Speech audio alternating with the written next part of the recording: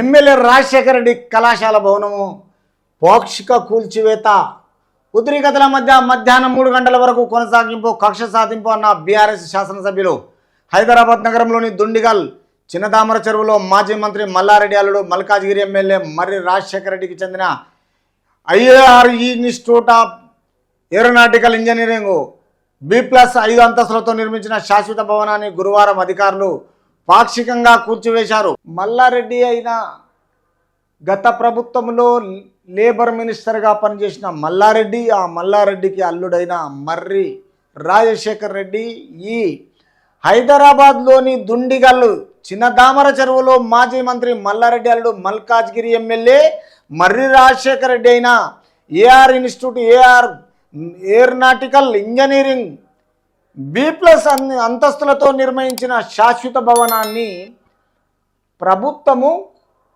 కూలగొట్టింది అనేసి రాజశేఖర్ రెడ్డి తన BRS party నాయకులు ఎవరైతే ఉన్నారో, కార్యకర్తలు ఉన్నారో, స్టూడెంట్స్కు ఇబ్బంది కలిగించి ఈయన చెప్పడం జరిగింది మీడియా సమావేశంలో. కానీ ప్రభుత్వం ఏమంటున్నదంటే, నీవు సత్య హరిచంద్రుని తమ్ముడివే అయితే, నీ కాలేజీకి కరెక్ట్గా జెన్యూన్గా ఉంటే, ఆ బిల్డింగ్ జెన్యూన్గా ఉంటే, ఈ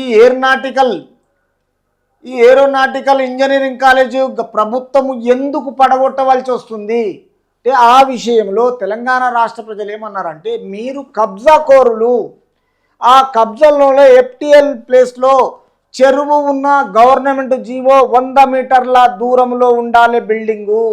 నువ్వు కాలేజ్ ఉన్నా, బిల్డింగ్ ఉన్నా, అపార్ట్మెంట్ ఉన్నా, అలాంటి FTL ల్యాండ్ దగ్గర నువ్వు కబ్జా చేసి అధికారం ఉన్నప్పుడు ఈరోజు నువ్వు కట్టిన తర్వాత రాజశేఖర రెడ్డి ఈరోజు ఎమ్మెల్యే, మర్రి రాజశేఖర రెడ్డి ఎమ్మెల్యే మల్కాజ్గిరిలో ఎవరు ఏం చేస్తారనుకుంటే ప్రభుత్వం చూస్తూ ఊరుకుంటుందా?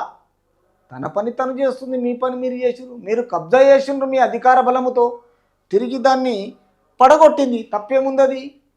ప్రభుత్వము ఒక అధికారంతో చేస్తున్న పని, అది అనధికారంతో కాదు. కాబట్టి ఈ విషయంలో అంటే ప్రభుత్వము అధికారం ఉన్నప్పుడు ఎవరు మోసం చేసినా, ఎవరు కబ్జాలు చేసినా, ఆ కబ్జాల విషయంలో గ్రౌండ్ ఫ్లోర్ నుంచి 5 అంతస్తులను 10 అంతస్తులను అధికారపరంగా కూలగొట్టడం జరుగుతుంది. కాబట్టి ఈ విషయంలో నీటిపారుదల రెవెన్యూ పురపాలక శాఖల అధికారుల ఆధ్వర్యంలో ఉదయం 6:30 కూల్చివేతలు ప్రారంభమయ్యాయి. అంటే నీటిపారుదల రెవెన్యూ పురపాలక శాఖల అధికారుల ఆధ్వర్యంలో 6:30 నుంచి సాయంత్రం 6:30 వరకు ప్రారంభమయ్యాయి.